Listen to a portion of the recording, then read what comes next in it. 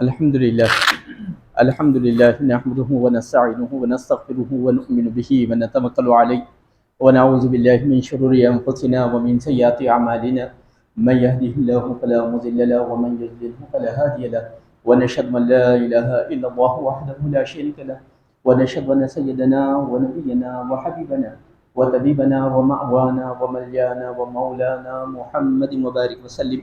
أما بعد فقال الله تبارك وتعالى في القرآن المجيد والفرقان الحميد فأعوذ بالله من الشيطان الرجيم بسم الله الرحمن الرحيم اهدنا الصراط المستقيم صراط الذين أنعمت عليهم غير المغضوب عليهم ولا الضالين آمين. صدق الله المولانا العظيم وبلغنا رسوله النبي الأمين الكريم ونحن على ذلك لك من الشاهدين والشاكرين والحمد لله رب العالمين. وقال الله تبارك وتعالى في مقام آخر في شأن حبيبه إن الله وملائكته يصلون على النبي يا أيها الذين آمنوا صلوا عليه وسلموا تسليما. اللهم صل على سيدنا شفيعنا نبينا حبيبنا أمينا ومولانا محمد وبارك وسلم. حاضرین محفل، ابھی میں نے جس آیات بینات کی تلاوت کا شرف حاصل کیا وہ سورۃ الفاتحہ کی 5ویں، 6ٹھی اور 7ویں آیات ہے، جس میں خالق کونین کے حضور بندہ یہ عاجزانہ دعا کر رہا ہے کہ مولا مجھے صراط مستقیم پر چلا، اس راستے پر چلا جس پر تیرے انعام ہوا، اور ان لوگوں کے راستے پر نہ چلا جن پر تیرا غضب نازل ہوا، یا ان لوگوں کے راستے پر نہ چلا جو گمراہ ہوئے. ہم یہ جو دعا کر رہے ہیں کہ صراط مستقیم پر چلا، اس کے علماء اکرام نے مختلف معنی و مفاہیم بیان کیے ہیں کہ صراط مستقیم کہتے کس کو ہیں. بعض علماء اکرام کا یہ خیال ہے کہ صراط مستقیم سے مراد قرآن مجید ہے. اس کی دلیل یہ ہے کہ قرآن حکیم خود کہہ رہا ہے ان ھذا القرآن یہدی للتی ہی اقوم. یہ قرآن وہ ہے جو بندوں کو سیدھی راستہ دکھاتا ہے، اور وہ سیدھے راستے کی ہم دعا کر رہے ہیں. لہذا علماء اکرام ارشاد فرماتے ہیں کہ صراط مستقیم سے مراد قرآن حکیم ہے. دوسرا خیال علماء اکرام کا یہ ہے کہ صراط مستقیم سے مراد توحید ہے. چنانچہ قرآن حکیم سے دلیل لاتے ہوئے علماء اکرام ارشاد فرماتے ہیں کہ رب کائنات نے بنی آدم کو خطاب کرتے ہوئے کہا یا بنی آدم لا تعبدوا الشیطان انہ لکم عدو مبین. اے آدم کی اولاد، شیطان کی پیروی نہ کرو، وہ تمہارا کھلا دشمن ہے. وَأَنِ اعْبُدُونِی، صرف میری عبادت کرو. ھذا صراط مستقیم، یہی صراط مستقیم ہے. توحید کو ماننا یہ صراط مستقیم ہے. تو صراط مستقیم سے مراد توحید ہے. بعض علماء اکرام کا یہ خیال ہے کہ صراط مستقیم سے مراد دین اسلام ہے. چنانچہ قرآن حکیم ایک جگہ ارشاد فرماتا ہے قل، اے میرے حبیب آپ کہہ دیجئے قل اننی ہدانی ربی الی صراط مستقیم، کہ مجھ کو میرے رب نے صراط مستقیم کی طرف ہدایت فرمائی ہے. وہ صراط مستقیم ہے کیا؟ دینا قیما ملت ابراہیم حنیفا، وہ حضرت سیدنا ابراہیم علیہ السلام کا دین ہے جو دین اسلام ہے. تو اسے علماء اکرام یہ معنی اخذ کرتے ہیں کہ صراط مستقیم سے مراد دین اسلام ہے. یا قرآن مجید ہوں اس کے معنی، یا توحید ہو، یا دین اسلام ہو. اس پر ہم نے مفصل گفتگو کر لی ہے. آج کی نشست میں چوتھا معنی جو علماء اکرام نے بیان فرمایا، آج ہم اس پر گفتگو کریں گے. بعض علماء اکرام کا یہ خیال ہے کہ صراط مستقیم سے مراد اخلاق حسنہ ہیں، انسان کے اخلاق ہیں. چنانچہ قرآن حکیم سے دلیل دیتے ہوئے علماء اکرام ارشاد فرماتے ہیں، رب کائنات ایک جگہ ارشاد فرماتا ہے واتبعونی ھذا صراط مستقیم، آپ کہہ دیجئے کہ میری اتباع کروں، یہی صراط مستقیم ہے.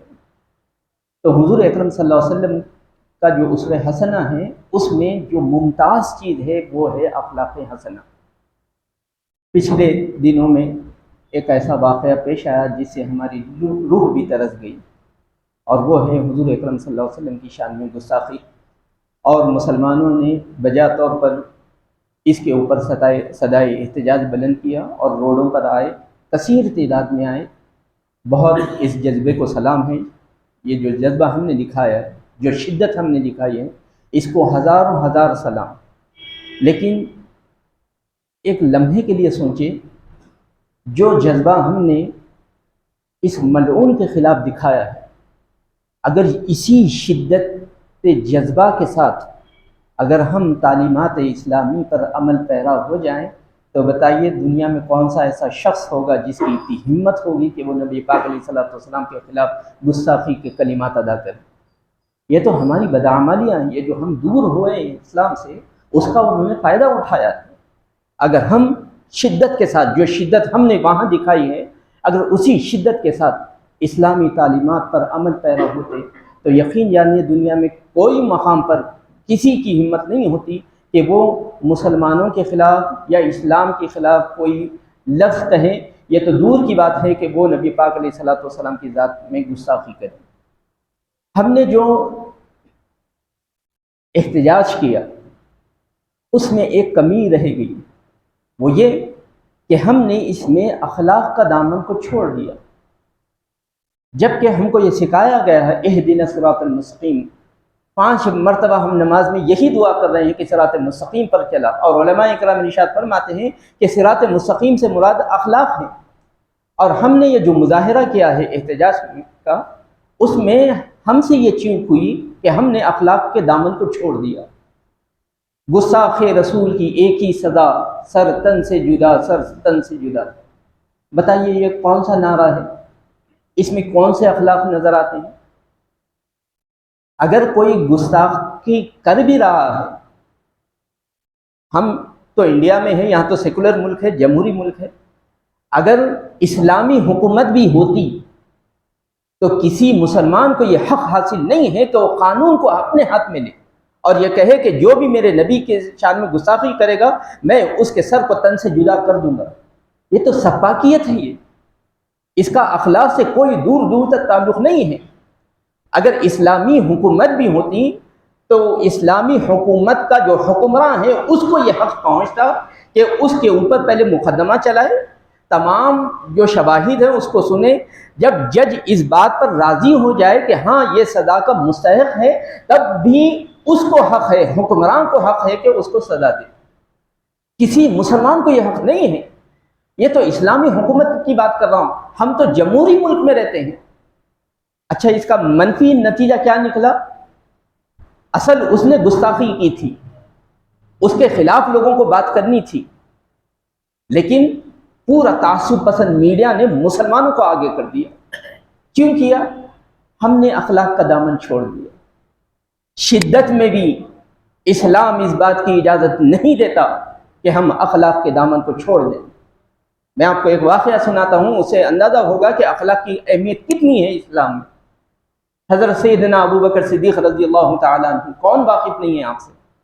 حضور اکرم صلی اللہ علیہ وسلم نے ارشاد فرمایا میں نے ہر کسی کا حق ادا کر دیا سوائے ابو بکر صدیق رضی اللہ تعالیٰ عنہ۔ آپ نے یہ بھی فرمایا کہ میرے ابو بکر کی نیکیاں ایک پلڑے میں رکھ دی جائیں اور تمام امت کی نیکیاں ایک پلڑے میں رکھ دی جائیں، تب بھی میرے ابو بکر کی پلڑا بھاری رہے گا۔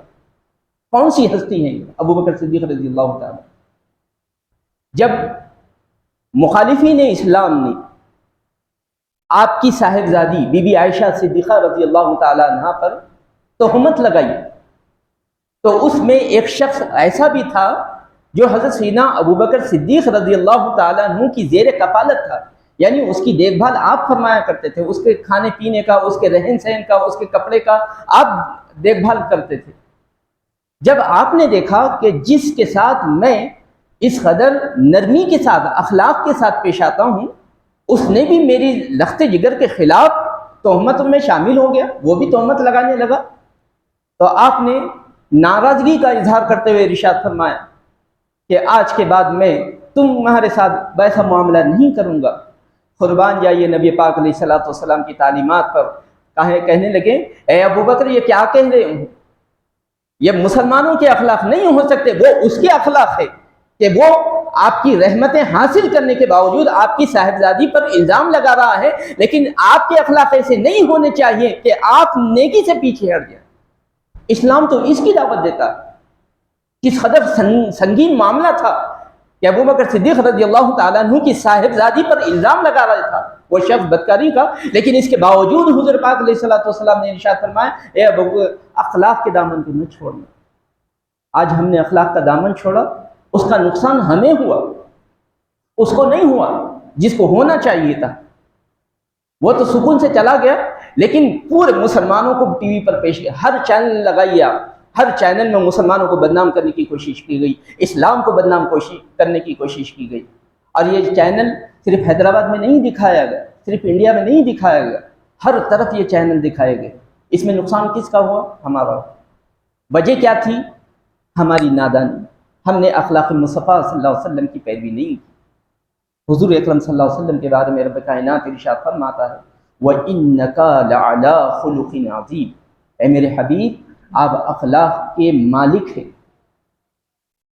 خالق کائنات نے یہ نہیں کہا اے میرے حبیب آپ کے اخلاق اچھے ہیں، بلکہ کہا وَإِنَّكَ لَعَلَىٰ خُلُقٍ عَظِيمٍ، جو عظیم اخلاق ہے آپ اس پر فائز ہیں، یعنی آپ مالک ہیں اخلاق حسنہ کے۔ اب یہ لفظ کیوں استعمال کیا گیا؟ تو علماء اکرام مثال دیتے ہوئے سمجھاتے ہیں کہ جو انسان جس چیز کا مالک ہوتا ہے اس کو وہ بغیر کسی تکلف کے استعمال کرتا ہے۔ مثال کے طور پر میری اپنی گاڑی ہے، میں جیسے چاہے استعمال کروں، کوئی روک ٹوک نہیں رہے گی۔ لیکن اگر میں نے آپ کی گاڑی عاریتاً لی کہ میرے کو ایک جگہ جانا ہے، آپ گاڑی دیجئے، اب میں جب گاڑی کا استعمال کروں گا تو اب من چاہا استعمال نہیں کر سکتا، مجھے معلوم ہے یہ میری گاڑی نہیں ہے، میں اس کا مالک نہیں ہوں، بڑی رعایت کے ساتھ اس کا استعمال کروں گا، بڑے تکلف کے ساتھ اس کا استعمال کروں گا۔ جو ملکیت ہوتی ہے اس میں تکلف نہیں ہوتا، اس میں بناوٹ نہیں ہوتی، انسان جیسے چاہے استعمال کرتا ہے۔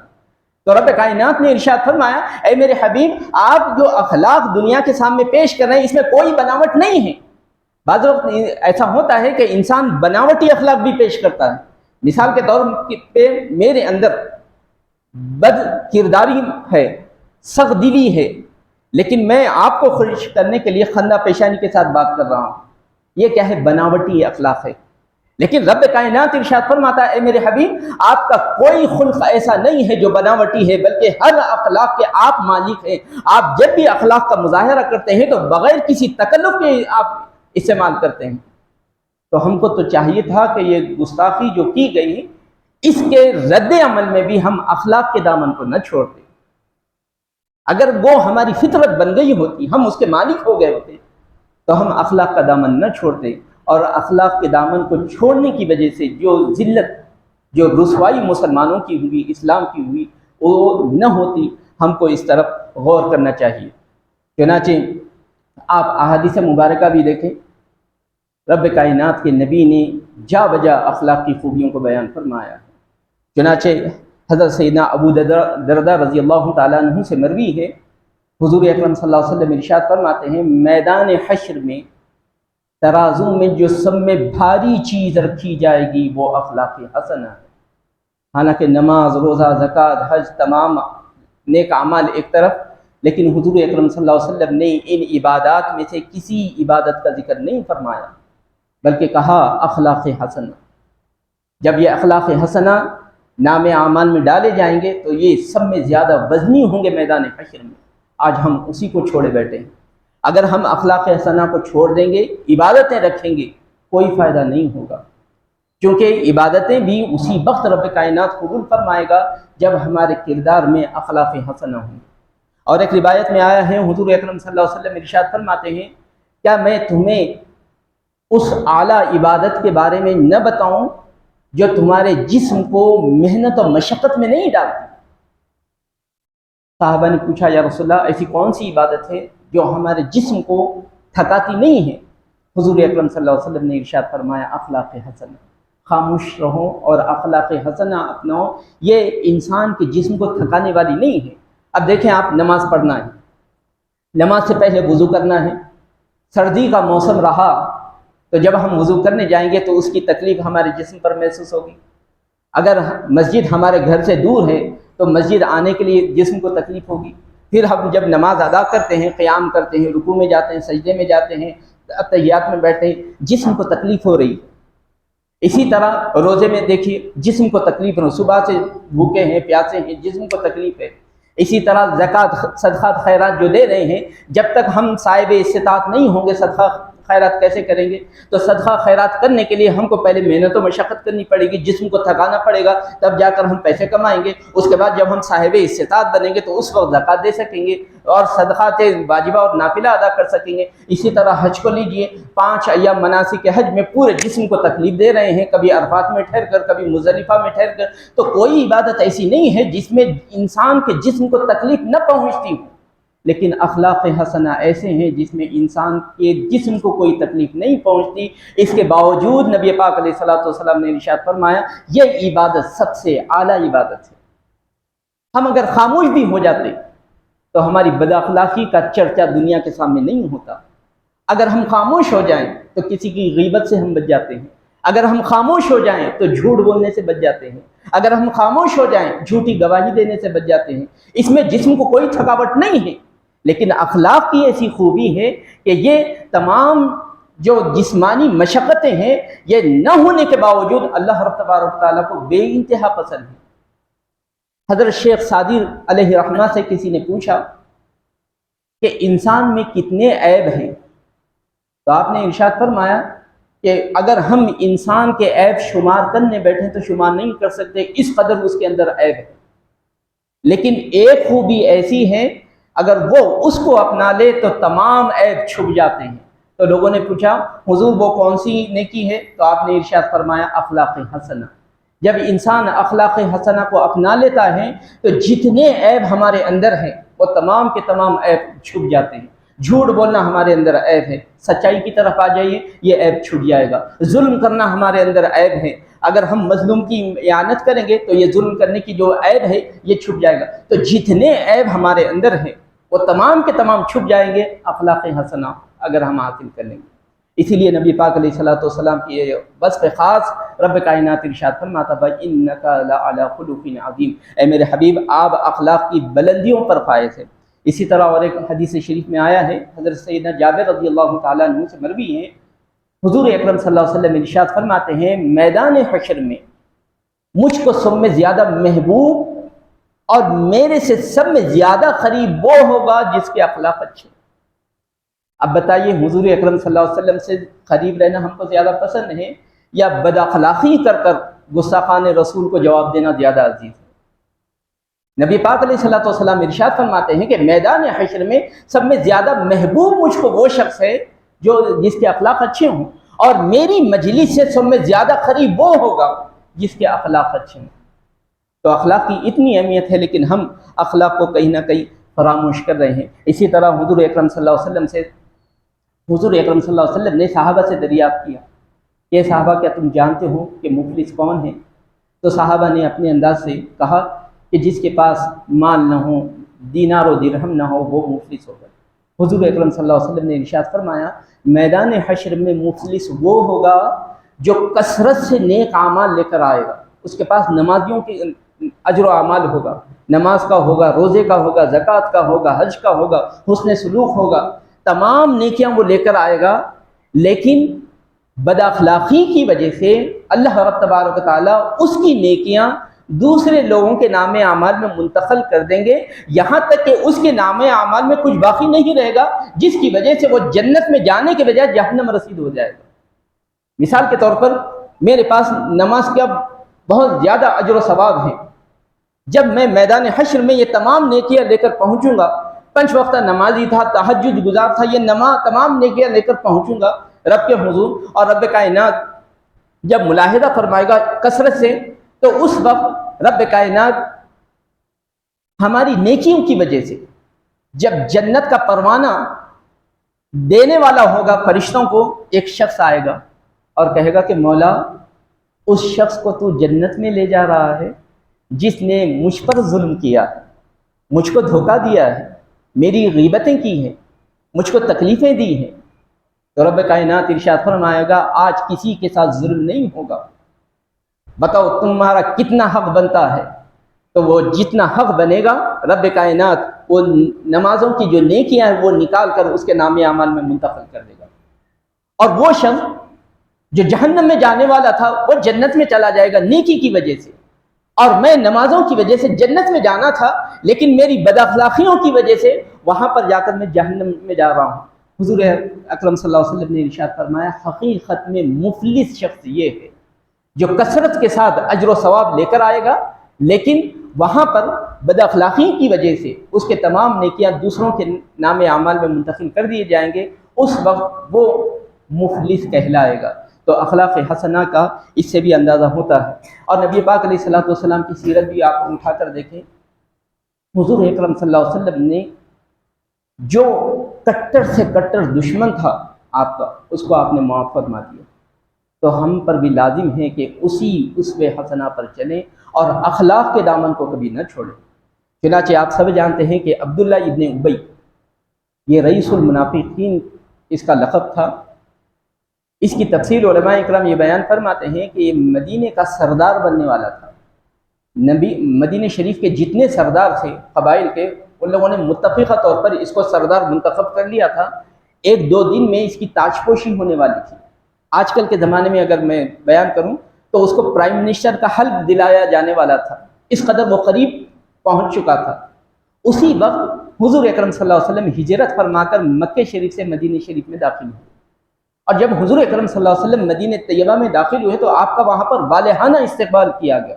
ایسا استقبال کیا گیا کہ مخالفین سوچنے پر مجبور ہو گئے کہ اب ہم کھلے عام حضور اکرم صلی اللہ علیہ وسلم کی مخالفت نہیں کر سکتے۔ تو اس نے جو سردار منتخب ہو چکا تھا، صرف تاج پوشی ہونی باقی تھی، لیکن اس نے سوچا کہ اگر میں اب کھلے عام مخالفت کروں گا حضور اکرم صلی اللہ علیہ وسلم کی تو میری جو سرداری ہے وہ خود بخود چلی جائے گی۔ تو اس نے منافقانہ روش اختیار کی اور اس نے ظاہراً حضور اکرم صلی اللہ علیہ وسلم سے کہا میں آپ پر ایمان لاتا ہوں، لیکن اندر ہی اندر اس کے دل میں اسلام کے لیے، مسلمانوں کے لیے بغض تھی، نفرت تھی، اور یہ پوری زندگی اسی منافقت میں اس نے گزاری ہے۔ اسی لیے اس کا لقب رئیس المنافقین پڑ گئے، یعنی منافقین میں سب میں بڑا منافق عبداللہ ابن ابی۔ اندازہ کر سکتے ہیں کہ اس کا نفاق کس درجے کا ہوا، اور اس نے حضور اکرم صلی اللہ علیہ وسلم کو اور مسلمانوں کو تکلیف دینے میں کوئی کسر نہیں چھوڑی تھی۔ اس نے ایک مرتبہ اعلان کر دیا تھا کہ یہ ہجرت کر کر لوگ آئے ہیں یہاں پر، لیکن ہم ان ذلیل لوگوں کو یہاں سے نکالیں گے۔ اندازہ کیجئے کہ ہجرت کرنے والے کتنے متبرک شخصیات آ رہے ہیں، صحابہ اکرام، اجلہ صحابہ اکرام آ رہے ہیں، لیکن اس نے اعلان کر دیا ہم معزز لوگ ان ذلیل لوگوں کو نکالیں گے۔ حضور اکرم صلی اللہ علیہ وسلم کو کتنی تکلیف ہوئی ہوگی، مسلمانوں کو اس جملے سے کتنی تکلیف ہوئی ہوگی۔ یہی نہیں، اس نے یہاں تک اعلان کر دیا کہ جو لوگ حضور اکرم صلی اللہ علیہ وسلم کے ساتھ رہیں گے اور آپ کا ساتھ دیں گے، ان کی ہم لوگ مالی مدد نہیں کریں گے۔ اگر وہ لوگ غریب ہیں تو یہاں تک کہ وہ حضور اکرم صلی اللہ علیہ وسلم کا ساتھ نہ چھوڑ دیں، اس وقت تک ہم ان کی مالی مدد نہیں کریں گے۔ تو ہر لمحہ اس نے کوشش کی کہ اسلام اور مسلمانوں کو تکلیف پہنچائے۔ اور بی بی عائشہ صدیقہ رضی اللہ تعالیٰ عنہ پر جو الزام لگایا گیا، علماء اکرام نے لکھا سب میں زیادہ پیش رہنے والا یہی شخص تھا۔ ایک مرتبہ تو اس نے حضور اکرم صلی اللہ علیہ وسلم سے یہاں تک جسارت کر دی، اس نے کہا اے محمد صلی اللہ علیہ وسلم اپنی سواری کو ذرا دور کریں، اس سے مجھ کو بدبو آ رہی ہے۔ اندازہ کیجئے کہ جس نبی کے گزرنے کے گھنٹوں بعد جس راستے سے خوشبو آ رہی ہو، اس نبی کی سواری میں کتنی خوشبو آ رہی ہو، لیکن اس کا مقصد دل توڑنا تھا، دل آزاری کرنا تھا، دل شکنی کرنا تھا نبی پاک علیہ الصلوۃ والسلام۔ یہ تمام چیزیں ایک طرف، اب اخلاق مصطفیٰ صلی اللہ علیہ وسلم دیکھیے، ایسا شدید مخالف اسلام اور مسلمین شخص جس کو رئیس المنافقین کہا جاتا ہے، اس کا جب انتقال ہوا تو لوگ حضور اکرم صلی اللہ علیہ وسلم کے پاس پہنچے کہ حضور نماز جنازہ ادا فرمائیے۔ حضور اکرم صلی اللہ علیہ وسلم راضی ہو گئے۔ حضرت سیدنا عمر ابن الخطاب رضی اللہ تعالیٰ عنہ حضور اکرم صلی اللہ علیہ وسلم کی بارگاہ میں آ کر عرض کرنے لگے یا رسول اللہ، یہ شخص تو ایسا تھا، اس کے باوجود آپ اس کی نماز جنازہ ادا کریں گے؟ تو حضور اکرم صلی اللہ علیہ وسلم نے ارشاد فرمایا اے عمر، جس وقت یہ اطلاع مجھ کو دی گئی کہ اس کا انتقال ہو گیا ہے اور میں اس کی نماز جنازہ پڑھانے کے لیے جاؤں، اس وقت رب کائنات نے مجھے دو چیزوں میں اختیار دیا، چاہے تو میں اس کے لیے بدعا کروں، چاہے تو میں اس کے لیے دعائے مغفرت کروں، اور میں نے دعائے مغفرت کو اختیار کر دیا۔ نماز جنازہ کیا ہے؟ دعا ہی تو ہے، دعائے مغفرت ہے، تو میں اس کو اختیار کیا ہوں۔ اس کے بعد حضور اکرم صلی اللہ علیہ وسلم نے ارشاد فرمایا اے عمر، اگر میں یہ جانتا ہوتا کہ اگر مجھ کو یہ معلوم ہوتا کہ میرے 70,000 مرتبہ دعائے استغفار کرنے سے اس کی مغفرت ہو جاتی تو یقیناً میں 70,000 مرتبہ اس کے حق میں دعائے مغفرت کرتا۔ یہ ہے اخلاق مصطفیٰ صلی اللہ علیہ وسلم۔ ایک مرتبہ ان اخلاق کے ساتھ دنیا میں آ کر تو دیکھیں، ہم ان اخلاق کے ساتھ دنیا کے سامنے جا کر تو دیکھیں، اس کے بعد پورا منظر نہ بدل جائے تو کہہ دینا۔ لیکن یہ کیا بات ہے کہ کسی نے گستاخی کی، یقیناً اس نے گناہ کیا، لیکن اس کے گناہ کی وجہ سے ہم تو گناہوں میں مبتلا نہیں ہو سکتے۔ ہم کوئی جملہ ایسا نہیں کہہ سکتے جس سے انسانیت کو ٹھیس پہنچے، سر تن سے جدا۔ نبی پاک علیہ الصلوۃ والسلام ارشاد فرماتے ہیں، ان کے لیے مجاہدین کے لیے آپ نے ارشاد فرمایا، جب تم جہاد میں ہو اور تمہارے سامنے دو راستے ہوں، ایک راستہ صاف راستہ ہو اور دوسرے راستے میں ہریالی ہو، خبردار اس راستے پر نہیں جانا جہاں پر ہریالی ہے، چونکہ تمہارے گھوڑوں کی ٹاپ کی وجہ سے وہ ہریالی خراب ہو سکتی ہے۔ حضور اکرم صلی اللہ علیہ وسلم کو ہریالی کا خراب ہونا گوارا نہیں ہے، تو بتائیے حضور اکرم صلی اللہ علیہ وسلم کو یہ کیسے گوارا ہوگا کہ حضور اکرم صلی اللہ علیہ وسلم کے نام پر ہم انسانیت کو ٹھیس پہنچائیں۔ تو یہ جو ہم دعا کر رہے ہیں، اہدنا الصراط المستقیم، اہدنا الصراط المستقیم، کہ مولا ہم کو صراط المستقیم پر چلا۔ علماء اکرام ارشاد فرماتے ہیں اس سے مراد اخلاق ہے۔ تو جب ہم دعا کریں تو اس وقت یہ ذہن میں بٹھائیں کہ ہم یہ دعا کر رہے ہیں مولا کے حضور کہ مولا ہم کو بااخلاق بنا دے۔ جب ہم یہ دعا کر رہے ہیں کہ ہم کو بااخلاق بنا دے تو ہم پر لازم ہے کہ ہر نیک سیرت کو ہم اپنی سیرت کا، اپنے کردار کا جز بنا دیں، تبھی ہم حقیقی معنی میں حضور اکرم صلی اللہ علیہ وسلم کے امتی کہلانے کے حقدار بنیں گے۔ اور ایک واقعہ بتا کر میں اپنی تقریر کو ختم کرتا ہوں۔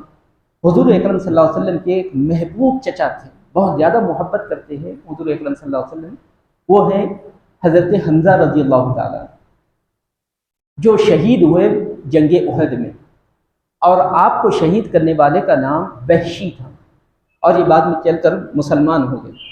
اب وہ مسلمان کیسے ہوئے، علماء اکرام نے اس کی تفصیل بھی لکھی ہے۔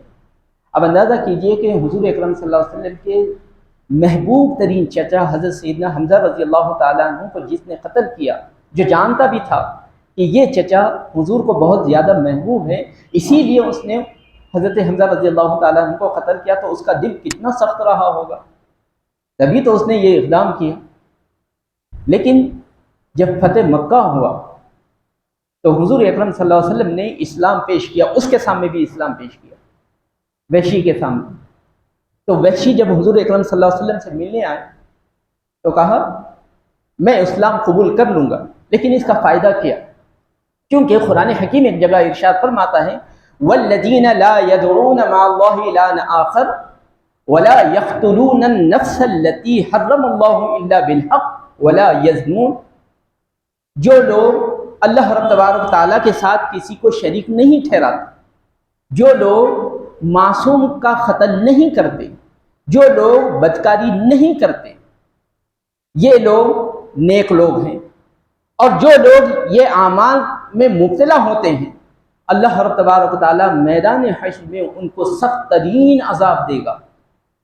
تو وحشی نے کہا، پہلی صفت رب کائنات نے یہ بیان کی کہ میں ان لوگوں کو سزا دوں گا میدان حشر میں جو شرک کرتے ہیں، اور آپ جانتے ہیں کہ مجھ سے بڑا مشرک کوئی نہیں ہے، تبھی تو میں نے اسلام کے خلاف تلوار اٹھائی ہے، تبھی تو میں نے حضور اکرم صلی اللہ علیہ وسلم کے جو محبوب ترین چچا ہے حضرت سیدنا حمزہ رضی اللہ تعالیٰ عنہ کو قتل کیا۔ وَلَا يَقْتُلُونَ النَّفْسَ الَّتِي، دوسری چیز رب کائنات نے یہ بیان فرمائی کہ جو قتل نہ کرتا ہوں، میں تو قاتل ہوں، آپ کے چچا کا قاتل ہوں، میں مشرک بھی ہوں اور قاتل بھی ہوں۔ وَلَا يَزْنُونَ، اور جو بدکاری نہ کرتے ہوں، اور میں نے بدکاری بھی کی ہے۔ قرآن کہتا ہے کہ جن کے اندر یہ تین صفات ہوں گے وہ میدان حشر میں سزا کے مستحق ہوں گے۔ تو اس نے کہا یا رسول اللہ اگر میں اب ایمان لاتا ہوں تو مجھ کو فائدہ کیا؟ اسلام قبول کرتا ہوں تو بھی وہی سزا ہے، اسلام قبول نہیں کرتا ہوں تو بھی وہی سزا ہے۔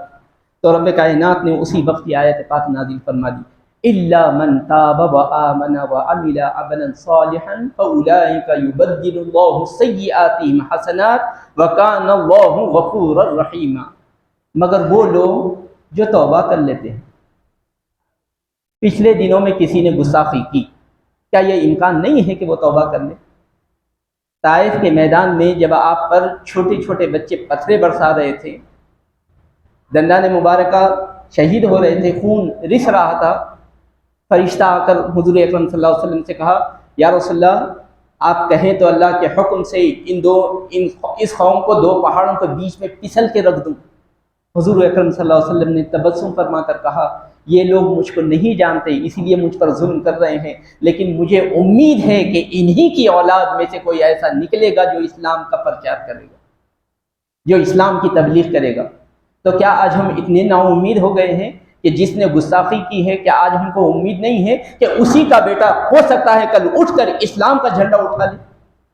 کس نے سوچا تھا کہ ابو جہل کا بیٹا حضرت سیدنا اکرمہ رضی اللہ تعالیٰ عنہ مسلمان ہو جائیں گے اور اسلام کی حمایت میں آئیں گے؟ کس نے سوچا تھا؟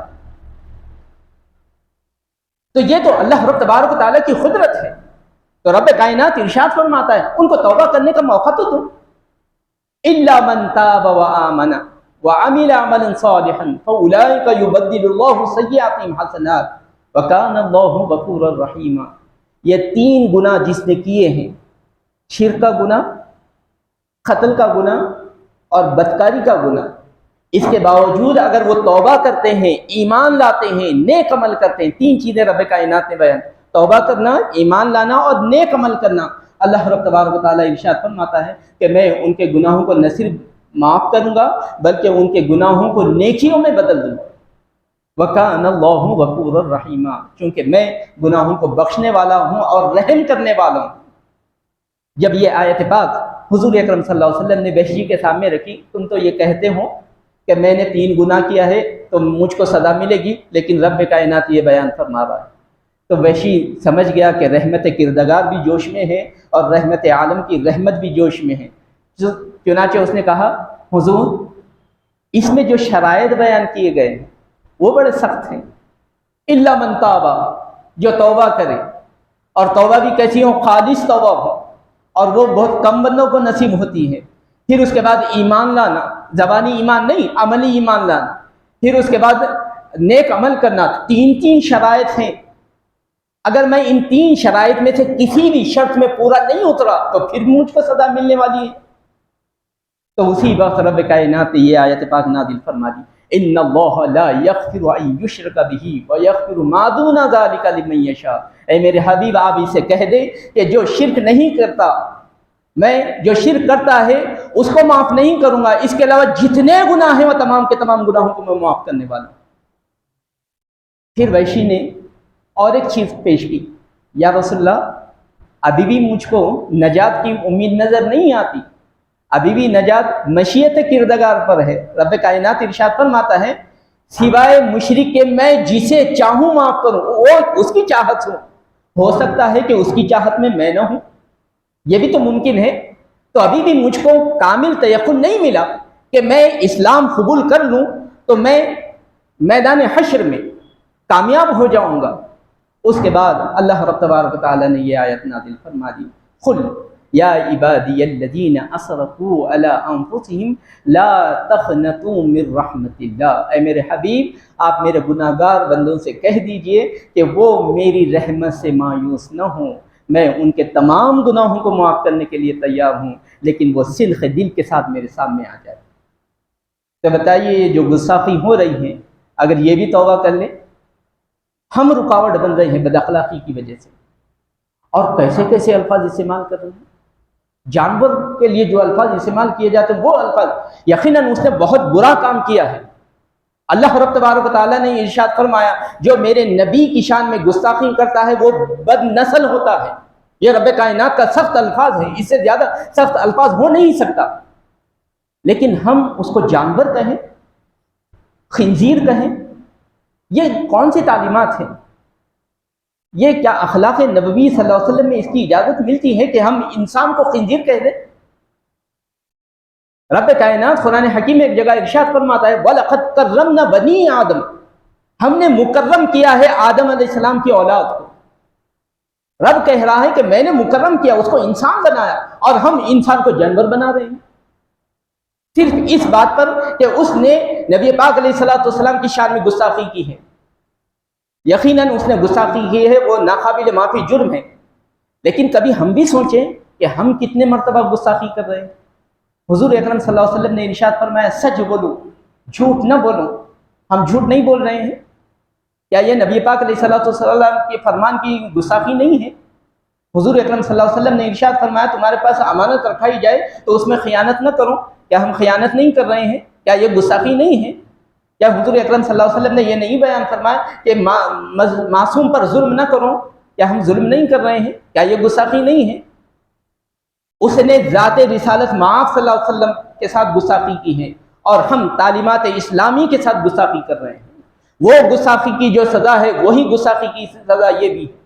اسی لیے میں کہہ رہا ہوں کہ جو شدت کے ساتھ ہم نے اس کے خلاف صدائے احتجاج بلند کیا ہے، اسی شدت کے ساتھ ہم اگر اخلاق مصطفیٰ صلی اللہ علیہ وسلم کو اپنا لیں، یقین جانیے کل کسی کی ہمت نہیں ہوگی کہ وہ نبی پاک علیہ الصلوۃ والسلام کے خلاف اٹھ کر کھڑے ہوں۔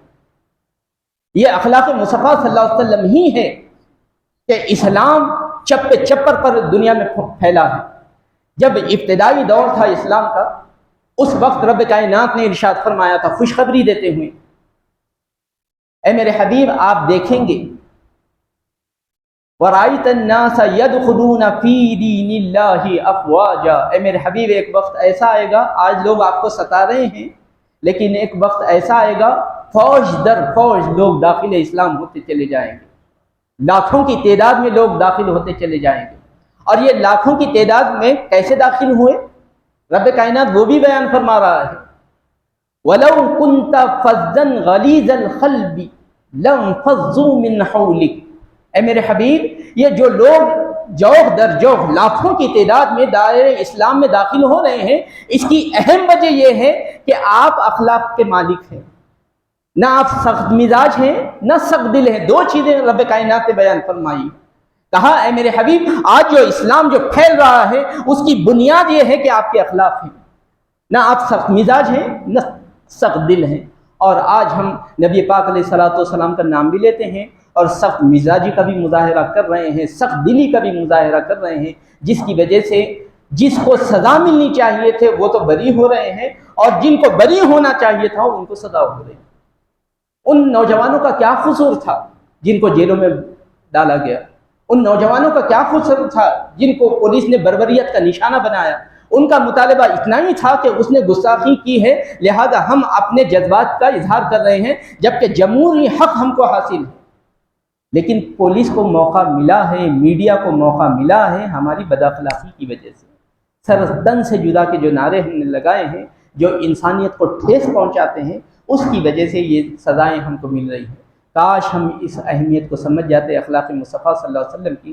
اگر آج سے ہم اسی پر عمل کرنا شروع کر دیں تو یقیناً یہ جو واقعات ہو رہے ہیں اس کا تدارک خود بخود ہو جائے گا۔ اللہ رب تبارک و تعالیٰ سے دعا ہے کہ اللہ رب تبارک و تعالیٰ ہمیں قرآن اور صاحب قرآن صلی اللہ علیہ وسلم کی تعلیمات کے مزاج کو سمجھنے اور اس کے مطابق عمل کرنے کی توفیق رفیق عطا فرمائے۔ وآخر دعوانا ان الحمد للہ رب العالمین۔